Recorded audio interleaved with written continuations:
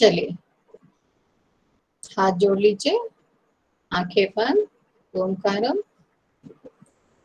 ओ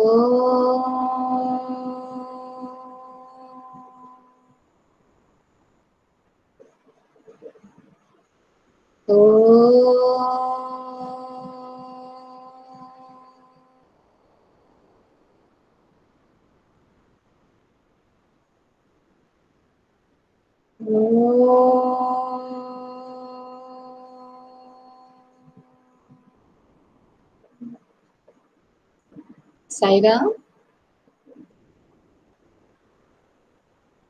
चलिए देखते हैं कि हमारे पाठ में क्या दिया है। ठीक है, पाठ का नाम है चिड़िया की बच्ची। ठीक है, अच्छा अब बताओ कि आपको या सबको, अक्सर ज्यादातर लोगों को अपने जीवन में कौन सबसे ज्यादा प्रिय होता है?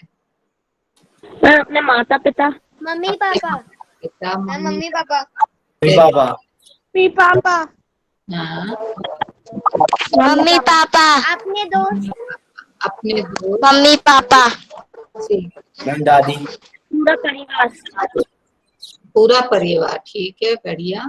ठीक है, फैमिली। हाँ फैमिली।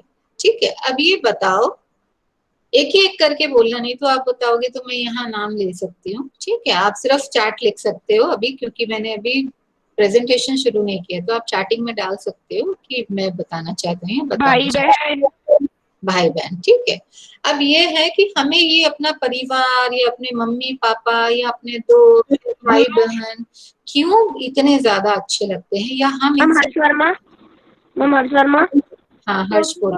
मैम उन्होंने ना हमें बचपन से पाला है, उन्होंने हमारी पूरी जिदें पूरी करी हैं, जिद पूरी। जरूरतों को। ठीक, बढ़िया, गुड। और कोई? हाँ शुभ्रा। अच्छा, चैट में लिखना है भाई, चैट में लिख देना। और कौन बोलना चाहता है? अदीप बोलना है? नहीं। कौन बोलना चाहता है क्यों ये लोग हमें बहुत प्रिय होते हैं? ये शुभ्रा। क्योंकि वो भी हमें बहुत प्यार करते हैं। वो भी हमें बहुत प्यार करते हैं। ओके, और कोई? क्योंकि हमारा ध्यान रखते हैं। हमारा ध्यान रखते हैं। यस पार्थ। मैं नहीं, हाँ अनिल बोलो। मैं हर चीज का ध्यान रखते हैं मम्मी पापा। हर चीज में, हर चीज का ध्यान। अदीप। हाँ अदीप बोलो बेटा। मैम उन्होंने हमें बचपन से पाला है, हमारी हर जिद को पूरा किया है, हमारा ध्यान रखा है, और जो जो हमने उनसे मांगा है वो उनने हमें दिया है। Very good. अगर अच्छा कोई हमें पड़ोसी जो हमारा है वो हमें ये सारी चीजें ला कर दे दे, तो भी क्या हम उसको इतना ही पसंद करेंगे, इतना ही प्रिय होगा हमारे लिए? No ma'am, no ma'am, no ma'am. क्यों? उसने भी तो सारी चीजें आपकी पूरी की, सारी जिद पूरी की, तो भी हम्म? फिर क्यों नहीं वो प्रिय होगा? मैम क्योंकि माँ जो जिनने हमें पाला है उनसे ज्यादा प्यार कोई नहीं दे सकता मैम। इससे ज्यादा प्यार कोई और नहीं कर सकता। ठीक है, और भी कुछ है क्या? और भी ऐसी कुछ? मैम उनके शरीर में, हाँ ऋषिका बोल रहे हो ना? ऋषिका बोलो बेटा। मैम उनका खून हमारे शरीर में दौड़ता है। अच्छा, उनका खून हमारे शरीर में दौड़ता है। ओके ठीक है। अभी आप बोल रहे थे कुछ?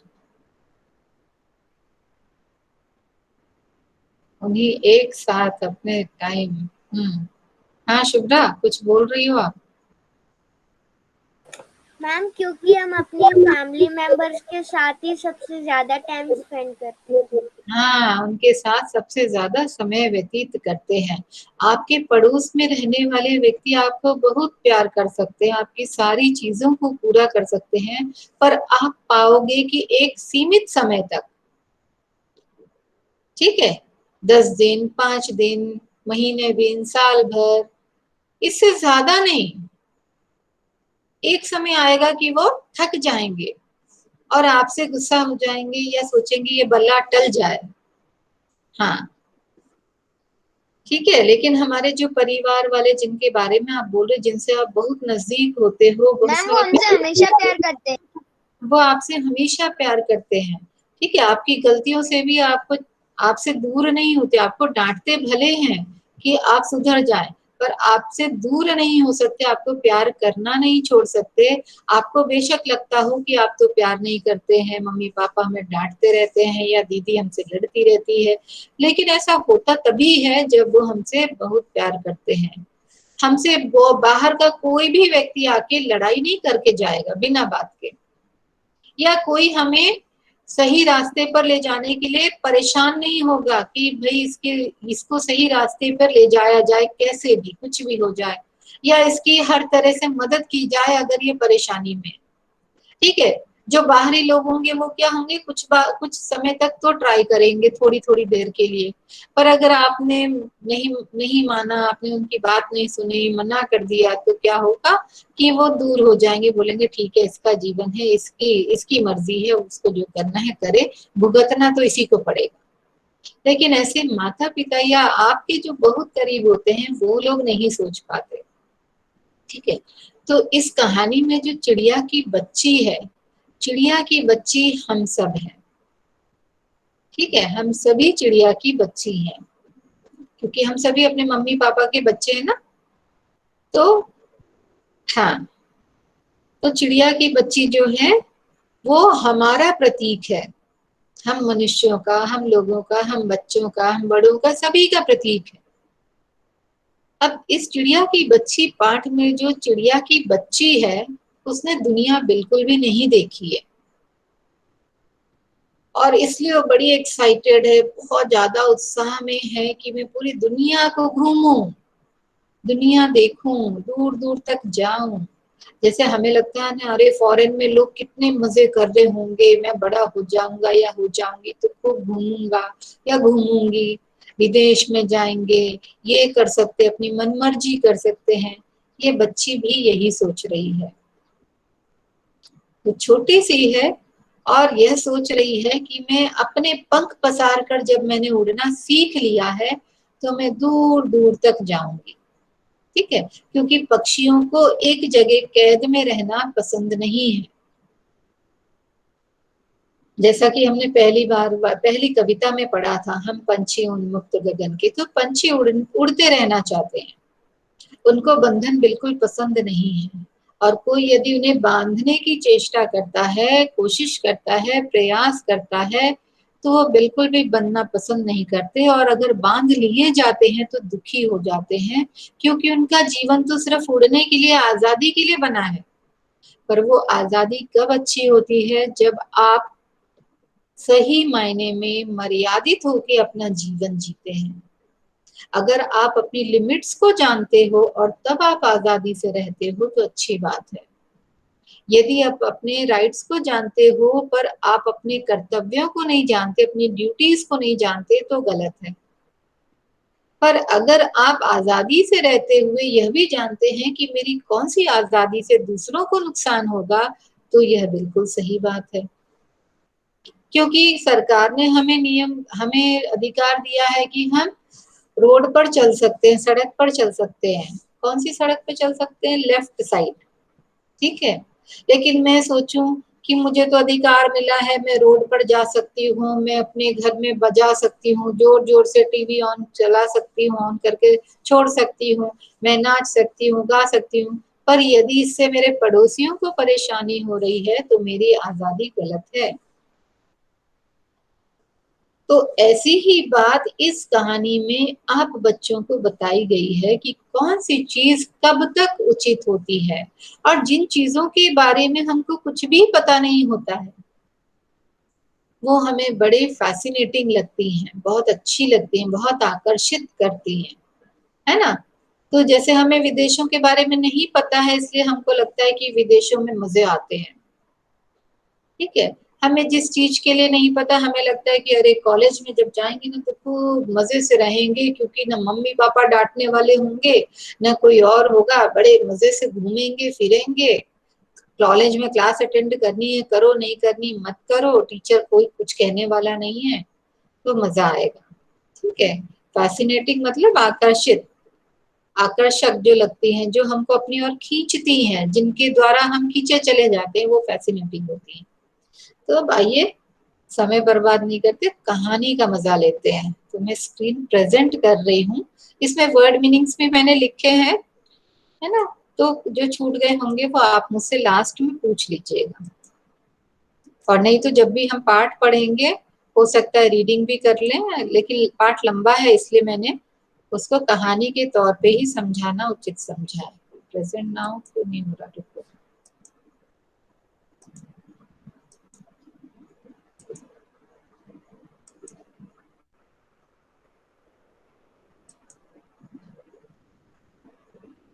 स्क्रीन दिख रही है मेरी? Yes ma'am. Yes ma'am. Yes ठीक मैम। है। Yes ma'am. स्वामी के चरणों में कोटि कोटि प्रणाम, और आप सबको साई राम। पाठ का नाम है चिड़िया की बच्ची, जो एक कहानी है, और इसको लिखने वाले जो लेखक है उनका नाम है जैनेन्द्र कुमार। ये आपका 9वां पाठ है। शब्दार्थ एक नजर डालते हैं। इसमें जो शब्द है कोठी, कोठी का मतलब होता है बंगला। व्यसन, व्यसन, व्यसन का मतलब बुरी आदत, जैसे शराब पीने की आदत, जुआ खेलने की आदत, इसको बोला जाता है व्यसन। अभिरुचि यानी इच्छा, हमारी चाहत। मसनद, बड़ा गोल तकिया, जो आपके घरों में तखत पे रखा रहता है, लोड, जिसको आप लोड बोलते हैं, उसको बोला जाता है हिंदी में मसनद। तृप्ति यानी संतोष, सैटिस्फैक्शन। आन, वैसे तो आन का मतलब होता है हमारी रिस्पेक्ट, लेकिन यहाँ आन का इस पाठ में जिस संदर्भ में प्रयोग हुआ, आन का मतलब है आकर। स्याह मतलब स्याही के रंग की, काली या गहरी। निरी मतलब बिल्कुल। तृष्णा, प्यास। समूचा, सारा। तैने, तूने। चित्त, मन। क्षण भर यानी क्षण भर या पल भर। स्पर्श, छूना।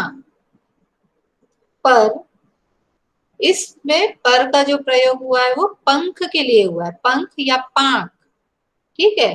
वैसे पर मतलब परंतु भी होता है, पर मतलब के ऊपर भी होता है।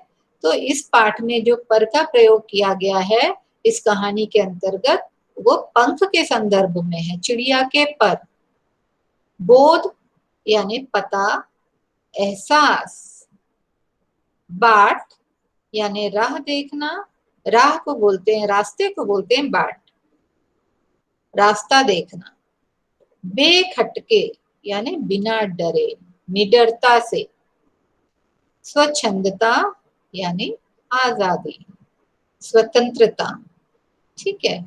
तो ये हमारे शब्द अर्थ हैं, कुछ इससे भी ज्यादा हो सकते हैं, आप मुझसे बाद में पूछ लेंगे। चलिए, कहानी है एक छोटी सी चिड़िया की बच्ची की, जिसने अभी अभी उड़ना सीखा है, ठीक है। जब कोई भी चीज हम नई नई सीखते हैं ना, तो हमको बड़ा एक्साइटमेंट होता है, बड़ा उत्साह होता है उसको बार बार करने के लिए, देखने के लिए। जैसे आपको साइकिल चलाना आता है तो आप बार बार कोशिश करते हो उसको करने के लिए। जब सीख जाते हो तो आपको उसमें उतना ज्यादा मन नहीं लगता है। तो इस चिड़िया की बच्ची ने भी नया नया उड़ना सीखा है, उसकी माँ ने उसको उड़ना सिखाया है, और उसने अपने पंख खोले और एक दिन आसमान की सैर करने निकल पड़ती है। अब निकल पड़ती है तो उड़ती जाती बड़ी लंबी उड़ान भर लेती है। उड़ते उड़ते क्या होता है कि अचानक उसको थकान महसूस होने लगती है, और वह सोचती है कि शायद मैं बहुत दूर आ गई हूँ अपने माँ के घर से, अपने घर से, अपने उस पेड़ से जहाँ मेरा घोंसला है, जहाँ मेरी माँ है, और जहाँ मेरे भाई बहन रहते हैं, वहां से मैं शायद बहुत दूर आ गई हूँ। लेकिन क्योंकि उड़ते उड़ते वो बहुत ज्यादा थक गई थी, तो एक सेठ जिसका नाम माधव दास है, उस माधव दास के बगीचे में जाकर बैठ जाती है। एक फूल की डाली पर बैठ जाती है और बैठकर सुस्ताने लगती है। ये जो माधव दास है, ये एक बहुत बड़ा सेठ है, तो माधव दास क्योंकि बड़ा सेठ है, उसके पास कोठी बंगलों की कोई कमी नहीं है। उसका हर बंगला इतना ही सुंदर और इतना ही अच्छा है। बंगले के आगे खूब बड़े बड़े बगीचे हैं और बगीचे में उसने तरह तरह की चीजें लगवा रखी हैं, सजा रखा है बगीचे को। कहीं पे फव्वारे हैं, कहीं पे तरह तरह के पेड़ हैं, फूलों की क्यारियां हैं। इस प्रकार से उसका बगीचा भी बड़ा ही सुंदर है। अब माधव दास के पास क्योंकि पैसों की कमी नहीं है, तो उसके घर में ढेर सारे नौकर चाकर हैं। इन नौकर चाकरों के द्वारा वह अपना सारा काम काज करता है। कभी कभी उसके दोस्त आ जाते हैं तो थोड़ा बहुत उसका मन बहल जाता है। उसने अपनी कोठी के बरामदे में एक तखत डलवा रखा है। तखत एक बेड जैसा होता है लकड़ी का। उस पे उसने कालीन बिछाई हुई है और उस पे एक मसनद पड़ी हुई है। अब क्या होता है, क्योंकि उसके घर परिवार का कोई भी व्यक्ति नहीं है, वह अकेला रहता है और केवल नौकर चाकर हैं, तो उसकी जो शाम है वो बड़ी ही अकेलेपन वाली होती है। यदि कोई मिलने आ जाता है तो ठीक है, अन्यथा वो पूरी की पूरी शाम हुक्का गुड़गुड़ाते हुए अपने तखत पे बैठे बैठे गुजार देता है। जब वो अपने मसनद के सहारे अपने तखत पे बैठता है तो उसको अपना ये पूरा बगीचा, पूरा गार्डन दिखाई देता है। इसके फूल पत्ती उसका मन बहलाते हैं और वह देखते ही देखते शाम तक वैसे ही बैठा रह जाता है। उसको समय का पता भी नहीं चलता है कि समय कब व्यतीत हो गया। इस प्रकार की उसकी दिनचर्या है। अब जब ये छोटी सी चिड़िया उड़ते उड़ते थक जाती है तो इसी माधव दास के बगीचे में आके एक फूल के पौधे पर बैठ जाती है और सुस्ताने लगती है। अब ये क्योंकि अपनी शाम पूरे समय तखत पर बैठकर अपने बगीचे को निहारने में बिताता था, अपने बगीचे की सुंदरता को देखने में बिताता था, इसने देखा कि क्या बात है, आज मेरे बगीचे में एक छोटी सी चिड़िया आके बैठी है। उस चिड़िया की हरकतों को वो निहारता हुआ बैठा रहा। उसको बड़ा मजा आ रहा था उस चिड़िया को देखते हुए, क्योंकि वह चिड़िया जो थी बड़ी ही चंचल स्वभाव की थी। कभी एक डाल पे फुदकती, कभी दूसरे पे फुदकती, कभी तीसरे पे फुदकती, फिर चौथे पे उड़कर चली जाती और अपनी गर्दन को मटकाती हुई इधर उधर देखती जा रही थी वो। और क्योंकि उसका रंग भी बड़ा ही सुंदर था, बड़ा ही आकर्षक था, गहरे रंग की थी वह, और उसकी गर्दन बड़ी ही धूप छांव वाले रंग की थी, मतलब रंग बिरंगी सी गर्दन थी। चिड़िया बड़ी ही प्यारी लग रही थी। उसने माधव दास को मोह लिया। तो माधव दास उसकी हरकतें देखते देखते देखते देखते इतना खुश हो रहा था, इतना खुश हो रहा था कि उसको लगा कि काश ये चिड़िया मेरे पास ही रह जाए। क्योंकि उसकी वह शाम बड़ी ही सुंदर बीती, तो उसने सोचा कि इस चिड़िया को क्यों ना मैं अपने पास रख लूं। और ऐसा सोचकर वह चिड़िया के पास चल पड़ता है। चिड़िया के पास जाकर वह चिड़िया से बातें करने के लिए बोलता है, चिड़िया सुनो, क्या तुम मेरे पास रहोगी? तुम तो बड़ी सुंदर हो, तुम तो बड़ी ही अच्छी हो, तुम मेरे मन के बड़ी करीब हो। ठीक है। अब क्या होता है, चिड़िया को पहले तो लगता है कि माधव दास उससे बात नहीं कर रहा है, लेकिन थोड़ी ही देर में उसको समझ में आता है कि यह जो माधव दास है ये मुझी से बात कर रहा है, क्योंकि यहाँ तो कोई और है ही नहीं। तो चिड़िया सक पका जाती है।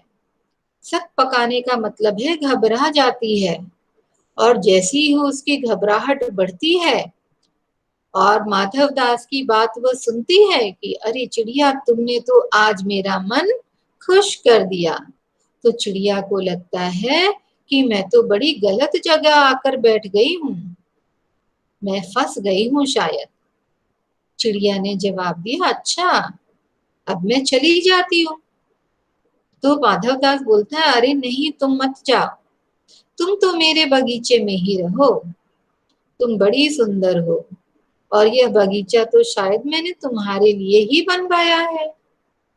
चिड़िया को बड़ा ही अजीब लगता है माधव दास की बातें सुनकर। उसका मन ही नहीं लगता है। वो सोचती है कि इसकी बातों में तो बड़ी ही अजीब सी चीज समझ में आ रही है मुझे। ऐसा लग रहा है कि ये मुझे फंसाना चाहता है। और चिड़िया उसको बार बार बोलती है कि ठीक है, मैं तुम्हारे बगीचे से, तुम्हारे इन फूल पौधों से उड़कर अपने घर वापस चली जा रही हूँ। मुझे पता नहीं था कि यह तुम्हारा बगीचा है। यदि मुझे पता होता तो मैं कतई नहीं बैठती तुम्हारे बगीचे के पेड़ों पर, पौधों पर। तो अब मैं उड़कर जा रही हूँ। लेकिन माधव दास का मन तो उसके अंदर ही अटक गया था। उसको वो चिड़िया इतनी प्यारी लग रही थी, इतनी प्यारी लग रही थी कि चिड़िया को वो जाने देना नहीं चाहता था। तो उसने चिड़िया से कहा, अरे कहाँ जा रही हो? तुम कहीं भी मत जाओ। देखो यह बगीचा कितना सुंदर है, पर यह बगीचा तभी ज्यादा सुंदर है जब तुम इसमें हो। तो ऐसा क्यों नहीं करती? तुम मेरे पास ही रह जाओ। तुम मेरे लिए मीठे मीठे गाने सुनाना और मैं तुम्हारे लिए तुम्हारी जरूरत की सारी चीजों की पूर्ति करता रहूंगा। तुम्हारे सारे मन की चीजों को मैं देता रहूंगा, क्योंकि मेरे पास तो कोई कमी नहीं है। मेरे पास खूब सारा सोना चांदी है, पैसे रुपए हैं। तो मैं तो तुम्हें सोने में मढ़वा दूंगा, सोने में फ्रेम करवा के रखूंगा। कैसे सोने में फ्रेम करूंगा? तुम्हारे लिए सोने का पिंजरा बनवाऊंगा। उसमें तुम्हें खाना पानी देने के लिए जो कटोरियां होंगी वह भी सोने की बनवाऊंगा। उस पिंजरे को मैं सुंदर झालर से सजाऊंगा और इस तरीके से तुम्हारा सुंदर सा घर मैं अपने कोठी में, अपने बंगले में रखूंगा। रोज सुबह से शाम तक तुम इसी प्रकार से चहचहाकर मेरा मन बहलाना। कभी इधर फुदकना, कभी उधर फुदकना, कभी इस फूल पर बैठना, कभी उस फूल पर बैठना। और तुम्हारा यह फुदकना देखकर और तुम्हारी बातें सुन सुनकर मेरा मन बहल जाएगा। अब तो चिड़िया को धीरे धीरे और भी ज्यादा भय लगने लगता है। अब उसको माधव दास की कोई बात पसंद नहीं आती है, लेकिन माधव दास उसको उलझाए रखता है। सोचता है कि चिड़िया किसी तरह तो उसकी बातों में आ ही जाएगी, और आ जाएगी तब वो उसको पकड़कर पिंजरे में डाल देगा और रोज चिड़िया उसके इशारों पर गाना गाएगी और उसके इशारों पे जिएगी और हंसेगी और बोलेगी। लेकिन चिड़िया कहाँ सुनने वाली थी। चिड़िया ने उसकी एक नहीं मानी और चिड़िया ने बार बार उससे सॉरी फील किया। उससे बोला, माफ कर दो, मैं अब उड़ कर जा रही हूँ, वैसे भी शाम होने वाली है और मेरी माँ मेरा रास्ता देख रही होगी, मेरी बाट जोहती होगी। लेकिन माधव दास तो उसको जाने देना ही नहीं चाहता था, इसलिए वो चिड़िया को फंसाए रखता है बातों में। बोलता है, देखो ना अभी तो बड़ा उजाला है, अभी तो शाम भी नहीं हुई है। तुम ऐसा करो, मुझसे ढेर सारी बातें करो। तुम्हारी प्यारी प्यारी बातें सुनकर मेरा मन बहलेगा और जब शाम होगी तब तुम अपने घर चली जाना, अपनी माँ के पास। तुम्हें तो माँ के ही पास जाना है, तो तुम वहां चली जाना। लेकिन चिड़िया का मन तो अब बहुत ज्यादा फिक्रमंद हो रहा था। वह यह सोच रही थी कि शाम हो जाएगी तो मैं घर कैसे जाऊंगी, कहीं मैं रास्ता तो नहीं भटक जाऊंगी। तो चिड़िया उसको समझाने में लगी हुई है और जो ही चिड़िया उड़ने को होती, माधव दास बोलता है, देखो मेरे पास ढेर सारा रुपया है। तुम्हें पता है रुपया पैसा क्या होता है? चिड़िया बोलती है, अरे मुझे क्या पता होगा, मैं तो चिड़िया हूँ, मुझे रुपए पैसे से करना भी क्या है। मुझे रुपए पैसे के बारे में नहीं जानना। मैं तो सिर्फ अपनी माँ को जानती हूँ, मैं अपने भाई को जानती हूँ, मैं सूरज को जानती हूँ, मैं पेड़ पौधों को जानती हूँ, मैं तो अपने आसपास के वातावरण और प्रकृति को जानती हूँ। मुझे तुम्हारे पैसों से क्या लेना देना।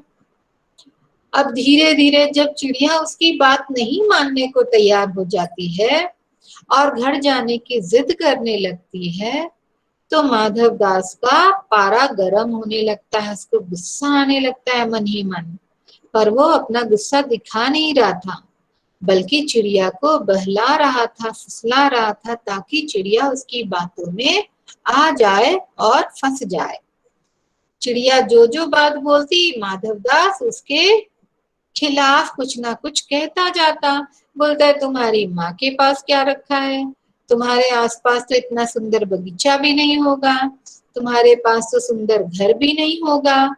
तो चिड़िया बोलती है, लेकिन मुझे तो अपनी माँ से प्यारा कुछ भी नहीं लगता। मैं अपने भाई बहनों के पास जाना चाहती हूँ, मैं तो उसी पेड़ पर जाना चाहती हूँ जहाँ मेरा घोंसला है, मेरी माँ ने बनाया है। लेकिन माधवदास से बहस करता है और धीरे धीरे बोलता है, देख, मेरे पास तो सोना चांदी का भंडार है, मेरे पास नौकर चाकर हैं, तेरे पास तो कुछ भी नहीं है। और उसके अलावा वो एक और तर्क देता है। वो बोलता है कि देखो चिड़िया, तुम मेरी बात मान जाओ, मेरी बात मानने से तुमको फायदा होगा। क्या फायदा होगा? कि मैं तुम्हें सोने चांदी में तौल दूंगा। तो चिड़िया जब नहीं मानती है तो बोलता है कि देख, तू पागल मत बन, तू तो बिल्कुल पागल है, तुझे पता नहीं है कि तू माधवदास सेठ के बगीचे में है और उससे बात कर रही है। मैं तो जिससे बात कर लूं उसके भाग्य खुल जाते हैं और लोग तरसते हैं मुझसे बात करने के लिए, और तुझे मेरी कोई फिक्र ही नहीं हो रही है। तू तो मेरे लिए कोई वैल्यू ही नहीं कर रही है, तुझे तो मेरी बात काटनी ही आ रहा है। तू मेरे से दूर क्यों जाना चाहती है? जब मैं तेरे पीछे पड़ा हूंगी, तू यहीं रह जा, यहीं रह जा, इतनी मिन्नत कर रहा हूँ, इतनी रिक्वेस्ट कर रहा हूँ। चिड़िया बोलती है, अब तो मुझे जाना चाहिए, अब शाम हो गई है। लेकिन थोड़ी देर में माधवदास को समझ आता है कि यदि मैं गुस्से में बोलूंगा तो चिड़िया उड़ जाएगी और मेरी पकड़ से बाहर चली जाएगी, क्योंकि माधवदास के मन पे चिड़िया ने अधिकार कर लिया। चिड़िया बड़ी ही प्यारी थी और इसलिए माधवदास का मन बहलाने का कार्य कर रही थी। माधवदास को उससे प्रेम नहीं था, माधवदास को सिर्फ उसकी जरूरत थी, और वो जरूरत भी शायद तब तक थी जब तक उसको उससे ज्यादा सुंदर चीज ना मिल जाए। और चिड़िया को ये बातें कुछ समझ में नहीं आ रही थी, पर उसको अपनी माँ की बड़ी याद आ रही थी। उसको लग रहा था, यदि आज मैं नहीं घर गई तो फिर शायद मैं कभी भी नहीं जा पाऊंगी।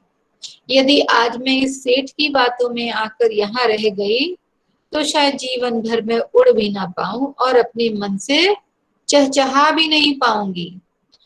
यह सब सोचते हुए वह माधवदास को बोलती है, अरे बस मुझे अब जाने दो, अब मैं तुम्हारे बगीचे में इसलिए नहीं आना चाहती क्योंकि तुम्हारा बगीचा है। मैं तो गलती से आ गई थी और अपनी थकान मिटाने के लिए तुम्हारे बगीचे में आके बैठ गई थी, पर अब मुझे जरूरत नहीं है, मैं तो तुम्हारे बगीचे से उड़कर चली जाऊंगी। और कहते कहते वो उड़ने को ही थी, तब तक माधवदास ने उसको फिर बातों में फंसा लिया। बोला, अरे चिड़िया, अभी तो बड़ा उजाला है, जरा ये बताओ कि तुम्हारे घर में और कौन कौन है। मुझे भी सबके बारे में जानने की इच्छा हो रही है कि तुम्हारे घर में कौन कौन है। मैंने तो अपने बारे में सब कुछ बता दिया है। और धीरे धीरे वो चिड़िया से बातें पूछने लगता है ताकि चिड़िया उलझी रहे। और इतनी ही देर में उसने एक बटन दबा दिया। इस बटन की आवाज से जो घर में नौकर था, जो कोठी के अंदर नौकर था, उसने जब घंटी की आवाज सुनी, इस बटन की आवाज सुनी, तो वो धीरे धीरे वहां से आया। उसने माधवदास का इशारा समझ लिया था, और जब माधवदास चिड़िया को उलझाए हुए था बातों में, तो माधवदास ने जिस तरीके से उससे बातें करना शुरू किया, ये जो उसका नौकर है, उस नौकर ने चिड़िया को पीछे से जाकर पकड़ने की कोशिश की। अब चिड़िया ठहरी बहुत ही अनबुझ, सीधी सादी, भोली भाली, क्योंकि वो भी बच्ची थी, उसको दुनियादारी का कोई भी अता पता नहीं था। उसे नहीं पता था कि दुनिया के लोग कैसे होते हैं, दुनिया कैसी है। उसने तो उड़ना सीखा था और वह दुनिया घूमने निकल पड़ी। ठीक है, लेकिन क्या हुआ कि जब माधव दास की बातों में वो उलझी हुई थी और उसके मन में अलग अलग से सवाल उठ रहे थे और वो भयभीत भी थी, तभी उसने एहसास किया कि उसके शरीर पर किसी का कठोर स्पर्श हुआ। कठोर मतलब कड़ा, जो सॉफ्ट नहीं था। और चिड़िया एकदम से घबराकर चहचहाई और उड़ने लगी। जो नौकर था उसके हाथ में आते हुए भी चिड़िया उसके पंजों से बच निकली और उड़ने लगी। चिड़िया को समझ में आ गया कि सेठ जो है बिल्कुल भी अच्छा नहीं है और यह मुझे बातों में उलझाकर पकड़ना चाहता था। अब चिड़िया इतनी दूर से थकी हुई आई थी, उसने पल भर भी गंवाया नहीं और वह उड़ती उड़ती उड़ती उड़ती सीधा अपनी माँ के पास पहुंच जाती है और माँ के बनाए हुए घर में जाके माँ के पास चिपट कर रोने लगती है। खूब रोती है, खूब रोती है। उसकी माँ को बिल्कुल समझ में नहीं आता है कि मेरी बच्ची रो क्यों रही है। वो उससे खूब बोलने की कोशिश करती है, खूब पूछती है कि बेटा क्या हुआ, बताओ कहाँ से आई हो, क्यों रो रही हो। लेकिन चिड़िया की बच्ची तो उसके सीने से चिपक जाती है और वह कुछ भी नहीं कहती, सिर्फ रोती रहती है और अपनी आंखें भी बंद कर लेती है, शायद इस डर से कि आंखें खोलते से ही उसको वह माधव दास कहीं फिर से ना दिखाई दे जाए और उसको ये सबक भी मिल जाता है कि दुनिया अच्छी नहीं है। दुनिया में माधव दास जैसे कई सारे लोग हो सकते हैं जो कि उसको फंसाने की कोशिश कर सकते हैं। इस तरीके से जो चिड़िया है वह जान बचाकर अपने घर में पहुंच जाती है। ठीक है, अपने घर पहुंच जाती है तो वहां पे जब उसको यह समझ में आता है कि अगर हमें कुछ भी पता नहीं है, किसी चीज की जानकारी नहीं है और जब इस प्रकार का कोई हादसा हो जाए तो हम उम्र भर तक, जब तक हम जीवित रहते हैं, वह कड़वा अनुभव लेकर ही जीते हैं। अब ये जो चिड़िया की बच्ची है, इसके मन में जो भय है वो कैसा भय हो सकता है? मैम कि मुझे कोई पकड़ के रखेगा, मेरी माँ से नहीं मिलने देगा, बहुत अच्छा। मैं स्वतंत्र नहीं रह पाऊंगी। हाँ, कि मुझे कोई मैं कभी उड़ नहीं पाऊंगी। उड़ नहीं पाऊंगी, पकड़ी जाऊंगी। ठीक है, मैं तो मेरी मम्मी के पास नहीं पहुंच पाऊंगी। हाँ, मैं अपनी माँ के पास नहीं पहुंच पाऊंगी जिससे मैं बहुत प्यार करती हूँ और माँ भी मुझे बहुत प्यार करती है, मेरा ख्याल रखती है। अब ये जो चिड़िया की बच्ची है, क्योंकि उसका अनुभव जो है बड़ा ही कड़वा है। कड़वा का मतलब है बहुत ही दर्दनाक, पीड़ादायक, जो कि उसको पहली बार में मिला है। इस अनुभव को यदि वो अपने जीवन में लेगी तो क्या करेगी आगे? आगे से वो पहले ही वो हो जाएगी, सतर्क। हाँ, सावधान हो जाएगी और लोगों की बातों में नहीं लगेगी, लोगों की बातों में नहीं आएगी और वह ज्यादा दूर नहीं उड़ेगी, पास में रहेगी घर से। हाँ, वेरी गुड। वो दूर दूर कभी बगीचे में नहीं जाएगी किसी के। हाँ, किसी के बगीचे में नहीं जाएगी, दूर तक हमेशा उड़ती रहेगी, हमेशा उड़ती रहेगी। ओके, और अपने माँ के पास रहेगी। अपनी माँ के पास रहेगी। और कुछ?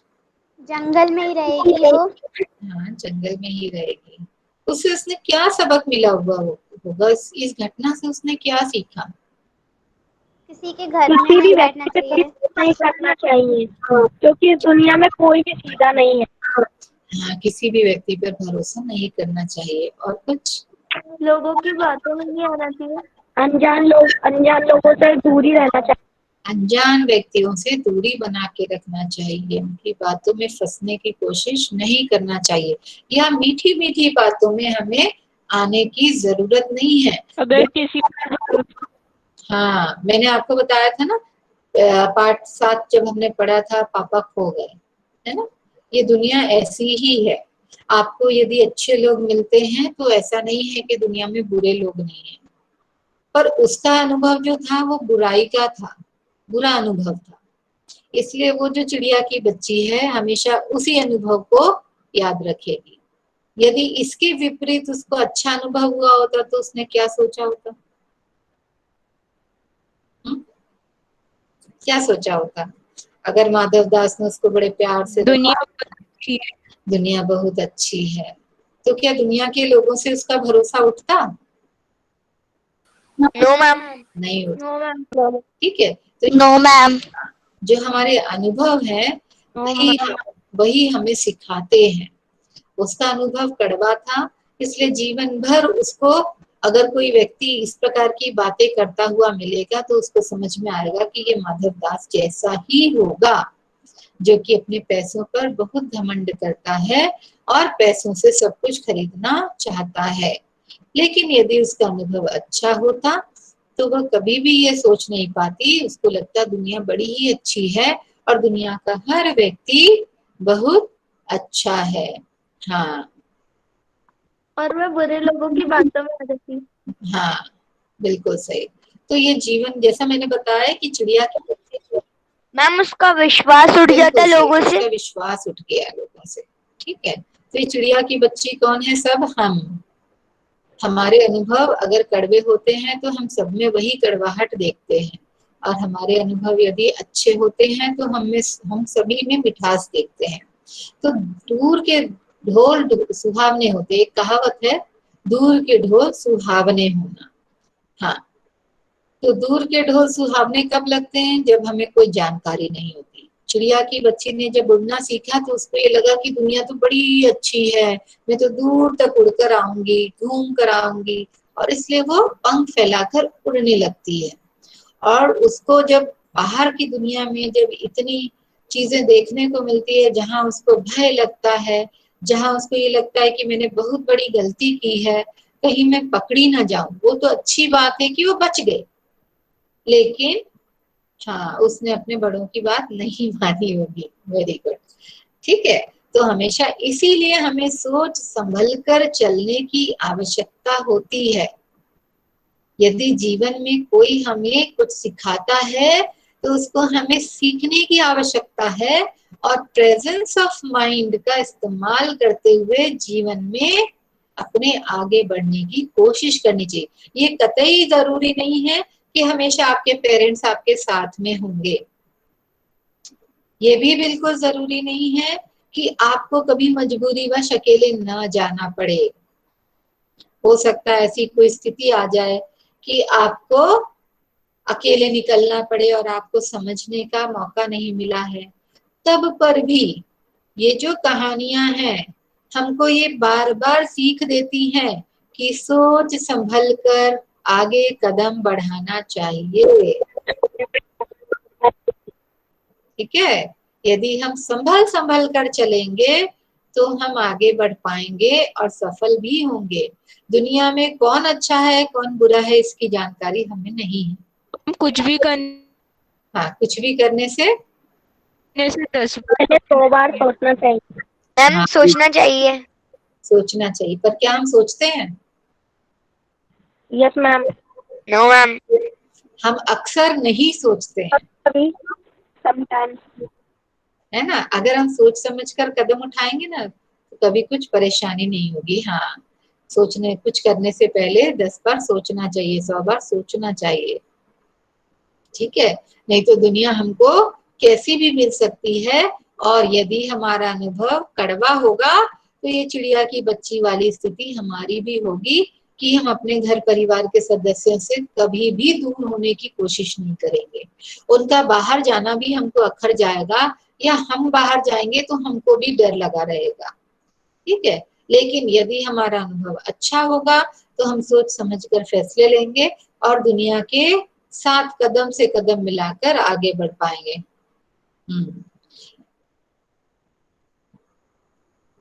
और कुछ कहना है किसी को? कहानी बहुत ही अच्छी है, अगर जिसने नहीं पढ़ा है ना प्लीज उसको एक बार खुद से पढ़ना। ठीक है, बड़ा मजा आएगा आपको। पढ़ ली है, 2-4 बच्चों ने पढ़ी है, सबने नहीं पढ़ी है, इसलिए ये सभी मैम इस बार मैम 7th क्लास में सारे हिंदी के चैप्टर में कुछ ना कुछ मैम विचार है मैम, बेटा हर पाठ में सीख मिलती है। हाँ, हर पाठ में विचार है, क्योंकि ये आपके उम्र के हिसाब से कहानियां। मैम हर पाठ में मजा भी आता है पढ़ने में। हाँ, गलीचे का अर्थ होता है कालीन, कारपेट। ठीक है, पढ़ने में मजा आता है, तो इसको पढ़कर देखेंगे। और अगले पाठ, सुहावना का क्या अर्थ होता है? मन को भाने वाला, मन को अच्छा लगने वाला, सुहावना। चबूतरा कोई भी ऊंचा जो हिस्सा रहता है ना, जैसे आपकी बालकनी के बाहर बना रहता है, जो बाहर की बाकी की जमीन से ऊंचा होता है। पुराने समय में क्या होता था कि लोग पेड़ के आसपास ऊंचा सा बना देते थे, या कुएं के आसपास ऊंची सी दीवार बना देते थे, जिसपे चढ़ भी सकते थे, बैठ भी सकते थे। पेड़ के किनारे किनारे भी ऊंचा सा उठा हुआ हिस्सा बना देते हैं। कई बार हम घरों की सीढ़ियों के बाहर थोड़ा सा ऊंचा हिस्सा बना देते हैं, ये कहलाता है चबूतरा, जिसमें मैम अभी भी है। अभी भी गांव में होता है। ठीक है, लोग पुराने समय में, क्योंकि अभी तो आपके पास एंटरटेनमेंट के बड़े सारे साधन, आप टीवी में बिजी हो जाते हो, आप गेम्स में बिजी हो जाते हो। पुराने लोगों के पास कोई भी ऐसा साधन नहीं होता था जिससे वो मन बहलाए। तो ये लोग क्या करते थे, शाम के समय जो घर के लोग होते थे ना, आदमी लोग, औरतें नहीं, औरतें खाना पानी बनाने में बिजी हो जाती थी चूल्हे चौके में। तो ये घर के जितने भी बुजुर्ग होते थे, जिनके मन बहलाने का कोई साधन नहीं होता था, ये क्या करते थे, पेड़ के नीचे इकट्ठे होके बैठ जाते थे। जो ऊंचा सा हिस्सा बना रहता था, वो मिट्टी का भी हो सकता है, पक्का भी। आज के जमाने में आपको पक्के चबूतरे मिलेंगे, पहले के जमाने में कच्चे होते थे या सिर्फ ईंटों से बने रहते थे। तो इन मैम हौजों का क्या मतलब होता है? हौज मतलब जो नीचे पानी भरने की जगह रहती है, जैसे मकान वगैरह बनते हैं तो आप देखते हो कि हौज बनी रहती है जिसमें पानी रहता है, जो जिसमें मजदूर जिससे पानी लेकर काम कर सकते हैं। तो जो हौज है उससे फव्वारे भी चलाए जाते हैं। फव्वारे जहाँ पे, जहाँ फाउंटेन्स लगे रहते हैं, आप देखोगे पानी भरा रहता है साइड साइड में। ठीक है, उसको बोलते हैं हौज। चलो, कहानी तो बहुत अच्छी थी, और मुझे उम्मीद है आपको भी मजा आया होगा सुनकर। अब आप भी सोचें, समझें और इस हिसाब से काम करें। कुछ कोई घटना याद आएगी ना, तो इसको हम अगली क्लास में शेयर भी करेंगे, और क्वेश्चन आंसर्स तभी डिस्कस करेंगे। अगर रीडिंग का टाइम मिलेगा तो ही करेंगे, क्योंकि चैप्टर बहुत लंबा है, बहुत ही बड़ा है, इसलिए मैंने इसको रीड करने के लिए नहीं कहा, इसलिए स्टोरी सुनाई। और कहानी भी मजेदार है। ठीक है, तो इसके शब्द अर्थ अगर आपको नहीं समझ में आएंगे, मीचना मतलब बंद करना, आंखें बंद करना, आंखें मीच लेना। चलिए, क्लास बंद करते हैं, सेशन एंड करते हैं। ठीक है, शांति पाठ। ओ